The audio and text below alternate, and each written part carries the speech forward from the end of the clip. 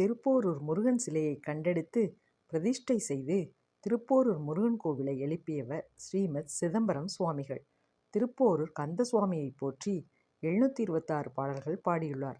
திருப்போரூர் முருகன் கோவிலுக்கு செல்லும் வழியில் முருகன் கோவிலுக்கு சுமார் 1.5 கிலோமீட்டர் முன்பாகவே சிதம்பரம் சுவாமிகள் மடம் இருக்கிறது. அந்த மடத்தில் சிதம்பரம் சுவாமிகள் ஒரு சுரங்கம் அமைத்து அதில் கடும் தவம் புரிந்து வைகாசி மாதம் விசாக நட்சத்திரம் அன்று முருகன் திருவடியை அடைந்து ஜீவசமாதி ஆனார். பிரம்ம நிலையை அடைந்த மகான்களின் ஜீவசமாதியை தொடர்ந்து தரிசனம் செய்து வந்தாலே நமக்கு நடக்க வேண்டிய நல்லவை எல்லாம் தானாக நடக்கும். கிடைக்க வேண்டிய அனைத்தும் கிடைக்கும். நம் மனம் அமைதியாவதை நாம் உணர முடியும். ஜீவசமாதியில் இருந்து வெளிவரும் ஆற்றலை வார்த்தைகளால் சொல்லிவிட முடியாது. அனுபவபூர்வமாக மட்டுமே உணர முடியும்.